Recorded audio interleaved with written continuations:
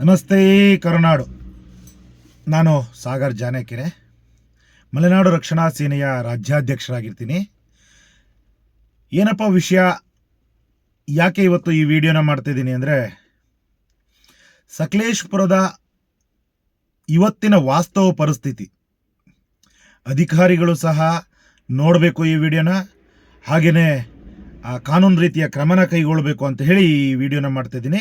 ವಿಷಯ ಏನು ಅಂತಂದರೆ, ನಾನು ನಿನ್ನೆ ದಿನ ನಮ್ಮ ಸಕಲೇಶಪುರಕ್ಕೆ ಅತಿಥಿಗಳಾಗಿ ಹೊರಗಡೆಯಿಂದ ಒಂದು 2 ಕಾರ್ನಲ್ಲಿ ಬಂದು ಹೋಗಿರ್ತಕ್ಕಂತಹ ಅವರ ಬಗ್ಗೆ ಮಾತನಾಡಲಿಕ್ಕೆ ನಾನು ಇವತ್ತು ಈ ವಿಡಿಯೋನ ಮಾಡ್ತಾಯಿದ್ದೀನಿ. ಯಾಕೆಂದರೆ ನಮಗೆ ಪ್ರಕೃತಿಯ ಮೇಲೆ ಅಪಾರವಾದ ಒಂದು ಗೌರವ ಇದೆ. ಅದನ್ನು ನಾವು ಮುಂದಿನ ಪೀಳಿಗೆಗೋಸ್ಕರ ಉಳಿಸ್ಬೇಕು ಅಂತ ಹೇಳಿ ಹೋರಾಟನೂ ಸಹ ಮಾಡ್ಕೊಂಡು ಬರ್ತಾ ಇದ್ದೀವಿ. ಆದ ಕಾರಣ ನಾನು ಇವತ್ತು ಈ ವಿಡಿಯೋನ ಮಾಡ್ತಾಯಿದ್ದೀನಿ. ತಾವು ಅತಿಥಿಯಾಗಿ ಸಕಲೇಶಪುರಕ್ಕೆ ಬರ್ತೀರಾ, ಸಂತೋಷ. ಪ್ರಕೃತಿ ಸೌಂದರ್ಯನ ಸವಿತೀರ, ಅದು ಸಹ ಸಂತೋಷ.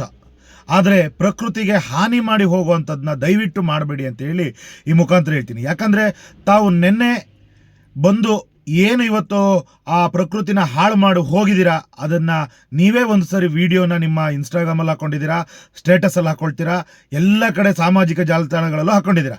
ಅದನ್ನು ಒಂದು ಸಾರಿ ನೀವೇ ಕೂತು ನಾನು ಮಾಡಿದ್ದು ಸರಿನಾ ಅನ್ನೋದನ್ನು ದಯವಿಟ್ಟು ಒಂದು ಸಾರಿ ತಾವೇ ಗಮನಿಸಬೇಕಾಗಿ ವಿನಂತಿಸ್ಕೊಳ್ತೀನಿ ಸ್ನೇಹಿತರೆ.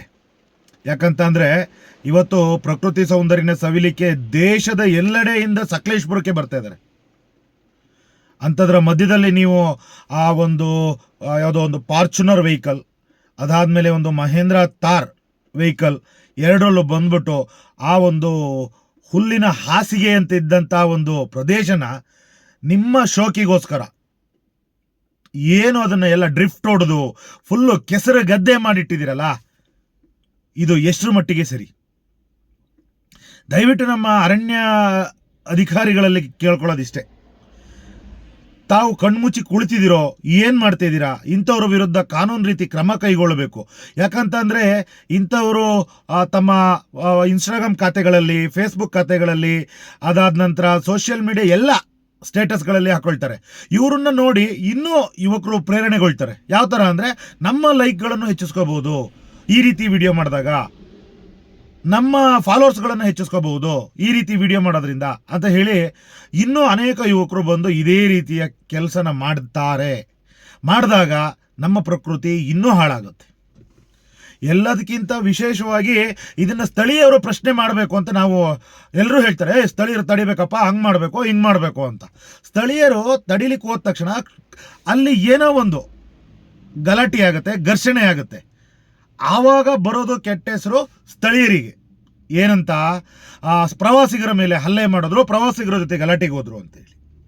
ಇದಕ್ಕೆಲ್ಲ ಅವಕಾಶ ಮಾಡಿಕೊಡೋದಲ್ಲೇ ಸರ್ಕಾರ ಮತ್ತು ನಮ್ಮ ಇಲಾಖಾ ಸಿಬ್ಬಂದಿಗಳು ಹಾಗೂ ಅಧಿಕಾರಿಗಳು ಎಚ್ಚೆತ್ತುಕೊಂಡು ಇಂಥವ್ರ ವಿರುದ್ಧ ಕಾನೂನು ರೀತಿ ಕ್ರಮ ಕೈಗೊಳ್ಳಬೇಕು ಅಂತೇಳಿ ಈ ಮುಖಾಂತರ ಕೇಳ್ಕೊಳ್ತೀನಿ. ತಾವು ಇನ್ಸ್ಟಾಗ್ರಾಮಲ್ಲಿ, ಫೇಸ್ಬುಕ್ಕಲ್ಲಿ ಪ್ರತಿಯೊಂದು ಕಡೆನೂ ತಮ್ಮ ಲೈಕ್ಗಳನ್ನಾಗಲಿ ಫಾಲೋವರ್ಸ್ಗಳನ್ನಾಗಲಿ ಹೆಚ್ಚಿಸ್ಕೋಬೇಕು ಅಂದರೆ ಇದೇನೇ ನಿಮಗೆ ಇದಲ್ಲ, ಏನೋ ಒಂದು ಏನಪ್ಪ ಇದರಿಂದನೇ ಹೆಚ್ಚಿಸ್ಕೋಬೇಕು ಅಂತ ಏನಿಲ್ಲ. ಯಾಕಂತ ಅಂದರೆ ತಾವು ಬರಬೇಕಿದ್ರೆ ಮನೆಯಿಂದ ತಿಂದು ಬಿಸಾಡದಂಥ ಹಣ್ಣಿನ ಬೀಜಗಳನ್ನ ತಗೊಂಡು ಬಂದು ಎಸಿರಿ, ಕಾಡಿಗೆ ಎಸಿರಿ ಚಾರಣಕ್ಕೆ ಬಂದಾಗ. ಅದನ್ನು ತಾವು ಫೇಸ್ಬುಕ್ಗಳಲ್ಲಿ ಇನ್ನೊಂದರಲ್ಲಿ ವಿಡಿಯೋಗಳನ್ನು ಮಾಡಾಕಿ ಇದರಿಂದ ಪ್ರೇರಣೆಗೊಳ್ತಾರೆ. ಇಲ್ಲ ಬರಬೇಕಿದ್ರೆ ನಾವೆಲ್ಲ ಗಿಡ ತೊಗೊಂಡು ಬನ್ನಿ, ಗಿಡ ನಡಿ, ಅದನ್ನು ವಿಡಿಯೋ ಮಾಡಿ. ಇದರಲ್ಲಿ ಫೇಸ್ಬುಕ್ಕಲ್ಲಿ ನಿಮಗೆ ಇನ್ನೂ ಫಾಲೋವರ್ಸ್ ಜಾಸ್ತಿ ಆಗ್ತಾರೆ, ಜನ ನಿಮಗೆ ಸಭಾಷ್ಗಿರಿ ಕೊಡ್ತಾರೆ. ಅದನ್ನು ಬಿಟ್ಟು ತಾವು ಬಂದ್ಬಿಟ್ಟು ಈ ರೀತಿಯಲ್ಲಿ ಪ್ರಕೃತಿನ ಹಾಳು ಮಾಡೋದು ಎಷ್ಟರ ಮಟ್ಟಿಗೆ ಸರಿ ಅಂತ ಗೊತ್ತಿಲ್ಲ. ಇದು ಎಸಳೂರು ವಲಯಕ್ಕೆ ಬರುತ್ತೆ. ಇದು ನಮ್ಮ ಹೊಸಳ್ಳಿ ಬೆಟ್ಟದ ಕೆಳಗಡೆ ಏನಿದೆ, ಬೆಟ್ಟದ ಕೆಳಗಡೆ ಆಗಿರುವಂಥ ವಿಡಿಯೋ. ಇದನ್ನು ದಯವಿಟ್ಟು ಗಮನಿಸಿ ಅಧಿಕಾರಿಗಳು ಆ ವೆಹಿಕಲ್ಗಳನ್ನು ಕರೆಸಿ ಅವರಿಗೆ ತಿಳಿ ಹೇಳಿ ಕಾನೂನು ರೀತಿಯ ಕ್ರಮನ ಕೈಗೊಳ್ಳಬೇಕು ಅಂತೇಳಿ ಈ ಮುಖಾಂತರ ನಾವು ಮಲೆನಾಡು ರಕ್ಷಣಾ ಸೇನೆಯಿಂದ ಆಗ್ರಹಿಸ್ತೀವಿ. ಇಲ್ಲ ನೀವೇನಾದರೂ ಮುಂದಿನ ದಿನಗಳಲ್ಲಿ ಇದನ್ನು ಕ್ರಮ ಕೈಗೊಳ್ಳಿಲ್ಲ ಅಂದರೆ ನಾವು ಮಲೆನಾಡು ರಕ್ಷಣಾ ಸೇನೆಯ ಎಲ್ಲ ಕಾರ್ಯಕರ್ತರು ಎಸಳೂರಿನ ಏನು ವಲಯ ಅರಣ್ಯಾಧಿಕಾರಿಗಳ ಕಚೇರಿ ಇದೆ ಆ ಕಚೇರಿಗೆ ಬಂದು ನಾವು ಅಹೋರಾತ್ರಿ ಆಗಲಿ ಅನಿರ್ದಿಷ್ಟಾವಧಿಯಾಗಲಿ ಇಂಥವರ ವಿರುದ್ಧ ಕ್ರಮ ಕೈಗೊಳ್ಳೋವರೆಗೂ ಆಫೀಸ್ ಮುಂದೆ ಕೂತು ಧರಣಿನ ಮಾಡ್ತೀವಿ ಅಂತ ಹೇಳಲಿಕ್ಕೆ ಈ ಮುಖಾಂತರ ಇಷ್ಟಪಡ್ತೀನಿ ಸ್ನೇಹಿತರೆ. ನಮಸ್ತೆ.